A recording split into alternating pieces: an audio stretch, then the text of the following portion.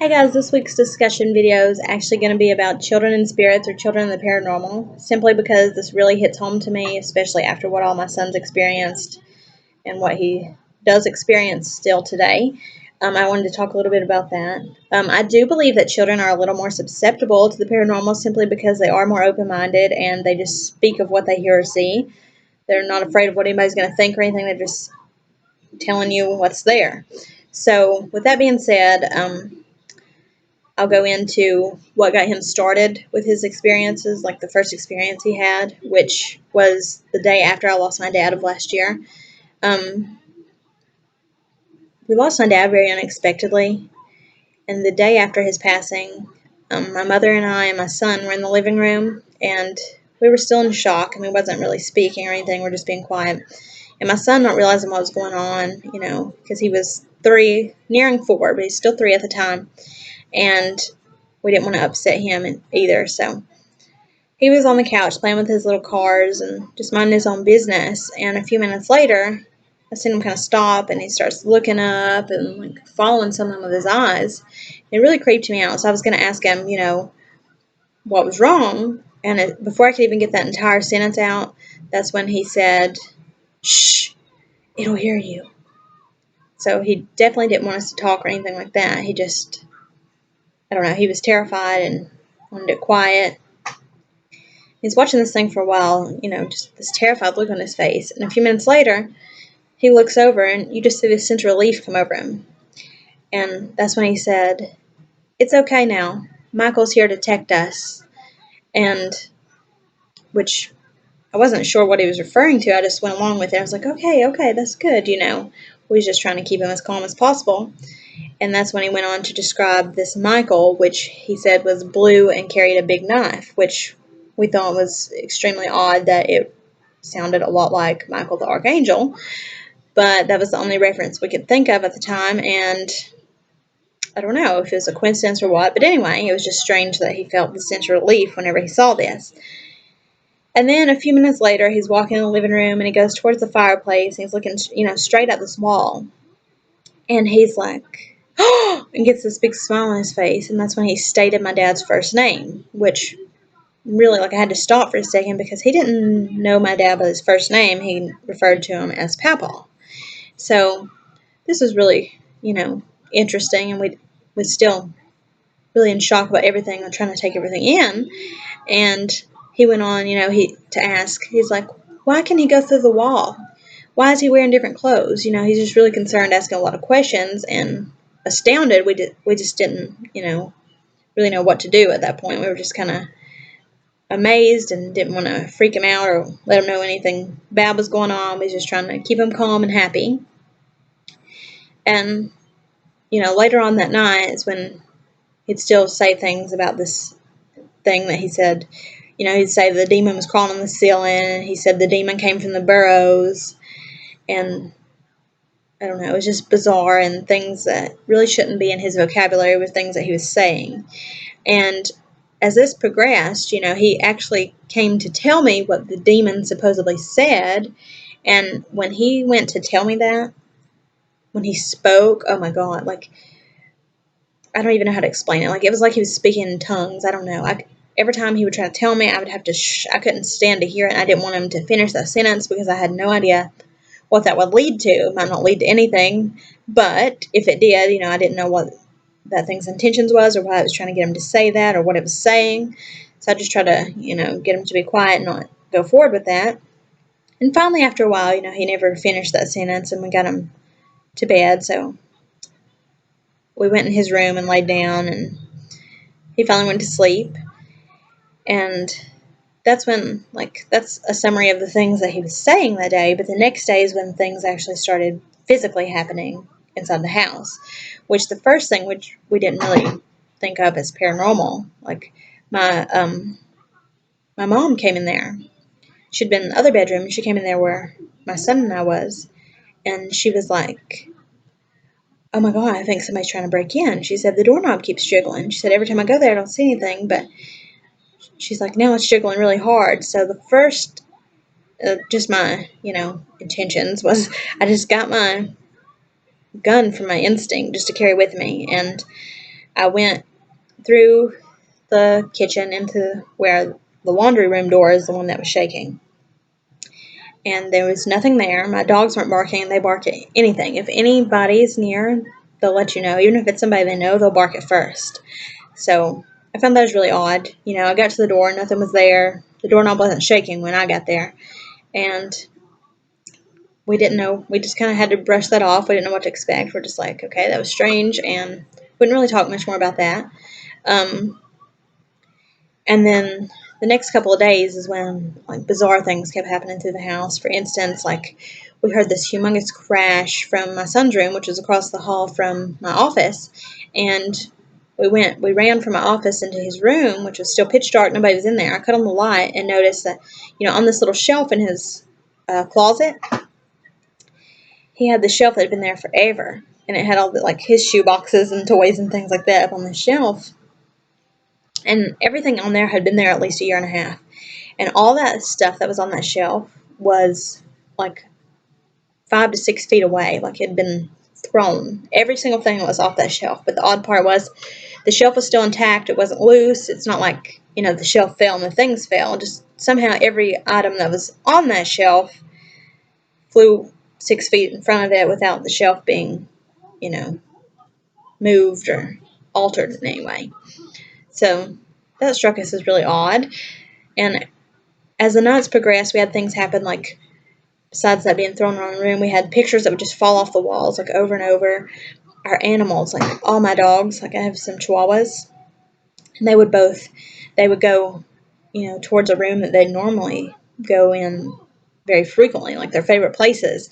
And instead of going in that room, they would just stop and they'd start growling and whining and they'd back up, which really creeped me out. They were more afraid of my son's room, the master bedroom, and the den. That was the rooms that they wasn't really content even going near anymore. And then along with that, one night the toilet seat was actually shaking, rattling, and physically shaking. And one of the dogs was walking towards that, where it was shaking, and it was kind of growling, and it kept, it got to a certain point and stopped and just stared, and it was growling. And all of a sudden, this dog jumps back and puts out this big yelp and runs and whines. I don't know, it was crazy. And my mom would hear this bizarre noise coming from the closet, which she's actually talked about some a little summary of her experience on one of our videos. But, she'd hear that big noise in the closet and there's nothing there. She actually saw that figure come up a shadow, come out from under the bed and come up to her and go through her body. There was the craziest things happening. And us being familiar with paranormal investigating, we knew how to remove things. So that's when we started, the procedure to try to sage the place and stuff like that. And nothing was working. Everything was still really crazy. There's a terrible feeling in the house. My son was terrified of the house. My dogs were terrified of the house.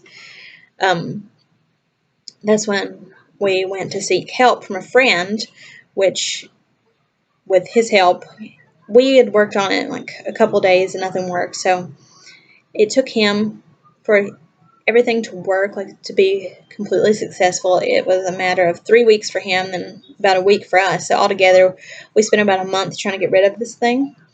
And the only reason we were able to get rid of it was because he had, a special ritual that he was, aware of and used, which we can't know anything about that. We had to leave the property for him to do that.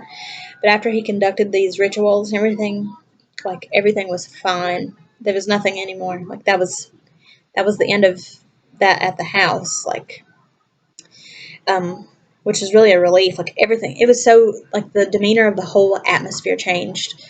As we went back to the house, everything was just calm. It was a sense of things are okay now.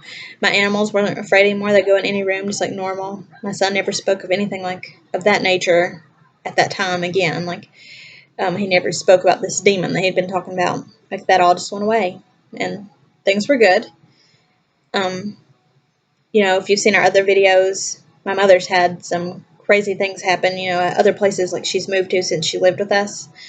So I'm not sure if she was followed or why. That was one of my theories. It sounds as if she was followed. But anyway, as far as my son's experiences after that, um, nothing had happened. He hadn't spoken to me anything.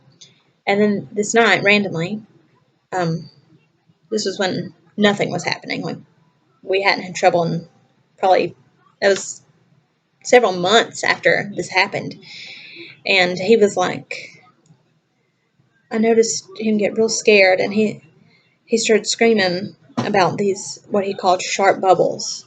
Um, he was screaming. He got to the point where he was frantically crying. I didn't know what to do. I was like, what is it? What is it? And he's like trying to explain. And he gets even more frustrated, which was heartbreaking. He's so much more frustrated that, I couldn't see what he was seeing. We would describe them, and they were different colors. He would say, like, I think the purple and the yellow were good. The red and the black were bad. And I would go to walk, and he'd start screaming. He's like, you're going to step on one. Oh, my God. And just, like, he was terrified, which terrified me and worried me. And I don't know. It was a terrible experience. But after that, a few minutes later, he calmed down again, just like that experience with his Michael. When he said that the purple sharp bubbles would protect us, which, I don't know. He just got that sense of relief with the purple ones and said that they got rid of the bad ones, and he calmed down and he was fine. He still speaks of seeing these. Like, for a while, like, he was scared to go in certain places, and he didn't like seeing them. But then he went about, like, kind of accepting them, I guess, and kind of like, then he'd start, oh, there goes a sharp bubble. Oh, there's a bunch of sharp bubbles in here. It kind of just became normal to him, which he talks about them now to this day. He talks about them every now and then. Not like he was. Like, he was seeing them, like, a lot, and he'd talk about them, but he's not afraid of them anymore. And that's when another strange thing happened with him, which I'm not sure, like, how this is related. I don't know. But we were eating in a restaurant, and he looks over, and he says, that man's aura is purple, and it freaked us out. Like, aura? Like, where did he get that word? Because we haven't said that word to him. So it's another, like, whole bizarre experience. So he does still, today, he still speaks of, like, auras. Like, he'll tell you what color that person's aura is. He doesn't go into detail. He'll just be like, oh, that person has this kind of aura. Then he's even said, I'm not sure how he referred to it, but he even said the word chakra, which I wasn't even familiar with at the time. Like, I'd heard the word, but it actually has something to do with auras and things like that. I wish I could better understand this whole concept. But now everything he experiences, he kind of embraces. Like, he looks at it as, oh, this is really neat. He feels special, and he understands now that not everybody can see what he sees, but I let him know that, I'm open to hear anything he wants to say. He doesn't have to talk about it, but I never bring it up to him. But if he, brings it up to me, I'm very, very, supportive, and just let him know that everything's okay. And it's a crazy experience, especially when you're trying to deal with it with a child. Like, it's, like I said, it's a whole different aspect, but we're a lot stronger now. We've figured everything out. We know that we are protected. So I just wanted to share this with you guys and let you guys know a little bit of what had went on with my son, and that way maybe if somebody else has any similar experiences, they know that you are definitely not alone. And it can, like, when it happens, it's very unexpected, I know, and it's shocking and overwhelming, but well, look at it. Everything happens for a reason, and we're just sticking with that. You got to stay positive. But thank you guys so much for watching this. I hope this wasn't too boring, and I hope the video, I know it's, like, long and all over the place, but thank you guys so much for your support. Thank you for watching. Don't forget to subscribe if you want to hear the rest of our crazy stories. I think we are crazy paranormal magnets, I guess. But anyway, thank you guys so much, and we will see you next Wednesday. Bye.